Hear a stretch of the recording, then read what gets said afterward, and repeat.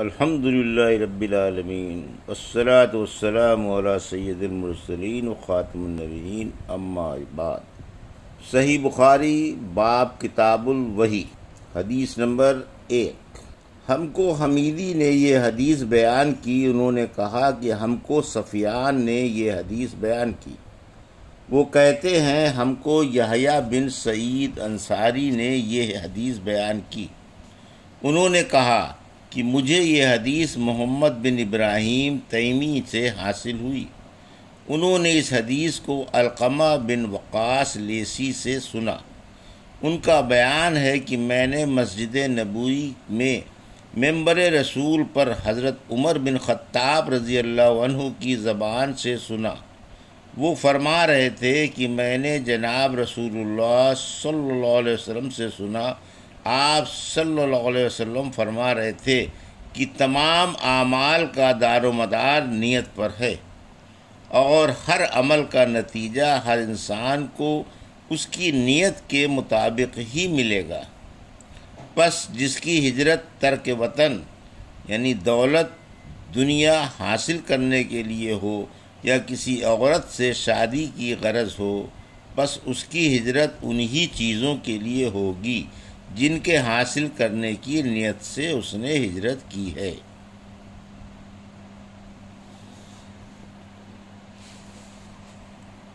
یہ صحیح بخاری جلد نمبر 1 کی پہلی حدیث۔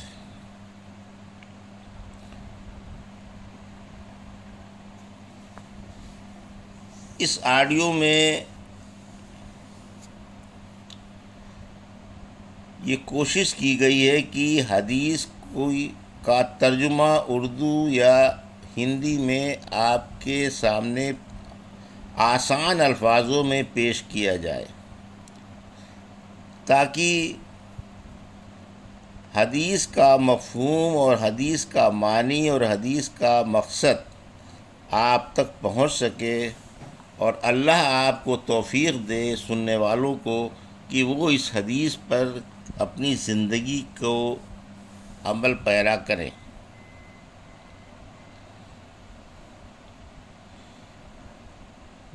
اس حدیث کی جلد کا ترجمہ مکتبہ بیت السلام ریاض سے کیا گیا ہے، جو کہ ایک مستند ادارہ ہے جہاں کے ترجمے میں ابھی تک کسی قسم کی کوئی فی نہیں نکلی۔ اب پیش ہے آپ کے سامنے حدیث نمبر 2، صحیح بخاری۔ ہم کو عبداللہ بن یوسف نے حدیث بیان کی، ان کو مالک نے ہشام بن عروہ کی روایت سے خبر دی، انہوں نے اپنے والد سے نقل کی۔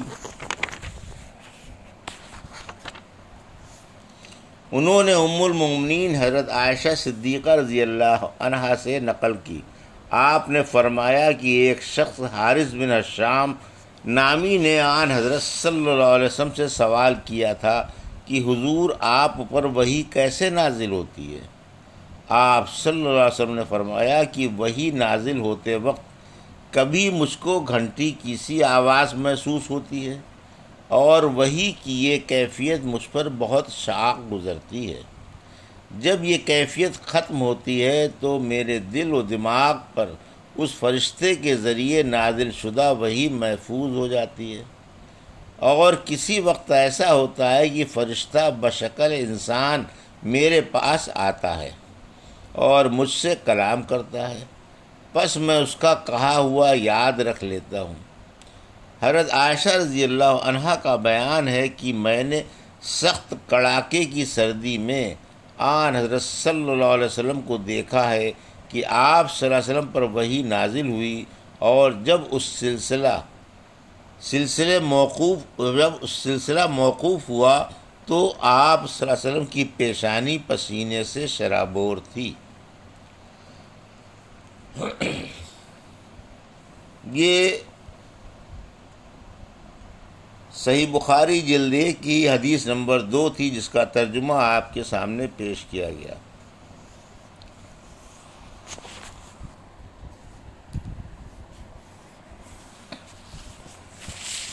حدیث نمبر 3، صحیح بخاری جلد نمبر 1۔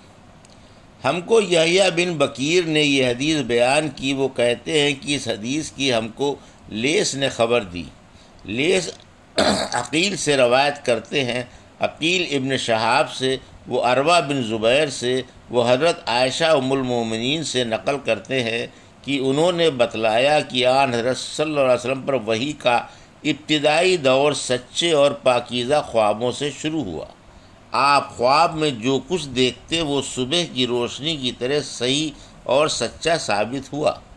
پھر من جانب قدرت آپ تنہائی پسند ہو گئے اور آپ صلی اللہ علیہ وسلم نے غار حرا میں خلوت نشینی اختیار فرمائی اور کئی دن اور رات وہاں مسلسل عبادت اور یاد الہی و ذکر و فکر میں مشغول رہتے۔ جب تک گھر آنے کو دل نہ چاہتا تو شہ ہمراہ لیے ہوئے وہاں رہتے۔ توشہ ختم ہونے پر ہی اہلیہ محترمہ حضرت خدیجہ رضی اللہ عنہا کے پاس تشریف لاتے اور کچھ توشہ ہمراہ لے کر پھر وہاں جا کر خلوص گزیں ہو جاتے۔ یہی طریقہ جاری رہا یہاں تک کہ آپ پر حق منکشف ہو گیا اور آپ غار حرا ہی میں قیام پذیر تھے کہ اچانک حضرت جبرائیل علیہ السلام آپ کے پاس حاضر ہوئے اور کہنے لگے کہ اے محمد پڑھو۔ آپ فرماتے ہیں کہ میں نے کہا کہ میں پڑھنا نہیں جانتا۔ آپ صلی اللہ علیہ وسلم فرماتے ہیں کہ فرشتے نے مجھے پکڑ کر اتنے زور سے بھینچا کہ میری طاقت جواب دے گئی۔ پھر مجھے چھوڑ کر کہا کہ پڑھو۔ میں نے پھر وہی جواب دیا کہ میں پڑھا ہوا نہیں ہوں۔ اس فرشتے نے مجھ کو نہایت ہی زور سے بھینچا کہ مجھ کو سخت تکلیف محسوس ہوئی۔ پھر اس نے کہا کہ پڑھ۔ میں نے کہا کہ میں پڑھا ہوا نہیں۔ فرشتے نے تیسری بار مجھ کو پکڑا اور تیسری مرتبہ پھر مجھ کو بھینچا، پھر مجھے چھوڑ دیا اور کہنے لگا کہ پڑھو اپنے رب کے نام کی مدد سے جس نے پیدا کیا اور انسان کو خون کی پھٹکی سے بنایا۔ پڑھو اور آپ کا رب بہت ہی مہربانیاں کرنے والا ہے۔ بس یہی آیتیں آپ حضرت جبرائیل علیہ السلام سے سن کر اس حال میں غار حرا سے واپس ہوئے کہ آپ کا دل اس انوکھے واقعے سے کانپ رہا تھا۔ آپ حضرت خدیجہ رضی اللہ عنہا کے پاس تشریف لائے اور فرمایا کہ مجھے کمبل اڑھا دو۔ لوگوں نے آپ کو کمبل اڑھا دیا۔ جب آپ کا ڈر جاتا رہا تو آپ نے اپنی زوجہ محترمہ حضرت خدیجہ رضی اللہ عنہا کو تفصیل کے ساتھ یہ واقعہ سنایا اور فرمانے لگے کہ مجھ کو اب اپنی جان کا خوف ہو گیا ہے۔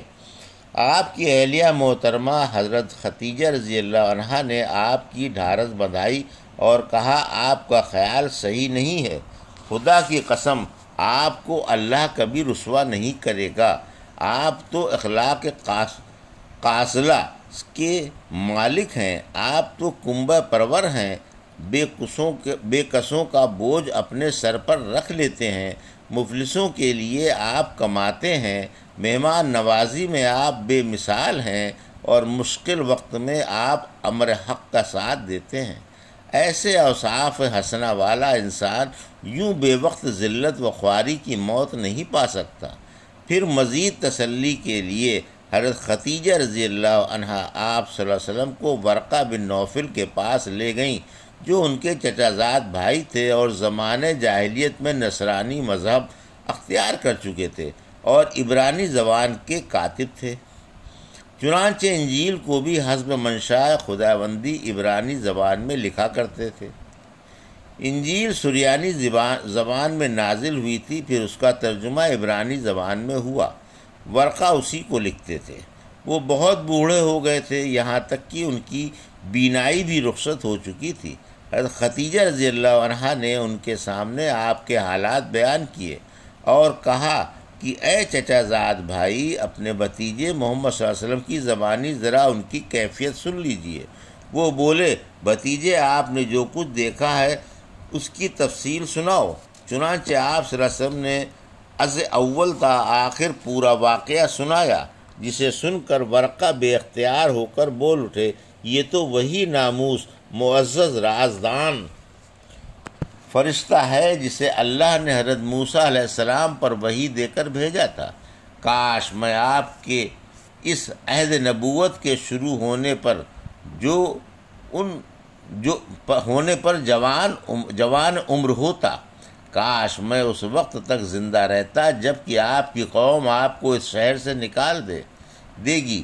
رسول کریم صلی اللہ علیہ وسلم نے یہ سن کر تعجب سے پوچھا کہ کیا وہ لوگ مجھ کو نکال دیں گے، حالانکہ میں تو ان میں صادق و امین و مقبول ہوں؟ ورقہ بولا، ہاں یہ سب کچھ سچ ہے، مگر جو شخص بھی آپ کی طرح امر حق لے کر آیا، لوگ اس کے دشمن ہی ہو گئے۔ اگر مجھے آپ کی نبوت کا وہ زمانہ مل جائے تو میں آپ کی پوری مدد کروں گا۔ مگر ورقہ کچھ دنوں کے بعد انتقال کر گئے، پھر کچھ عرصے تک وحی کی آمد موقوف رہی۔ یہ تھا صحیح بخاری جلد 1 باب کتاب الوحی کی حدیث نمبر 1، 2 اور 3 کا اردو ترجمہ جو ابھی آپ کے سامنے پیش کیا گیا۔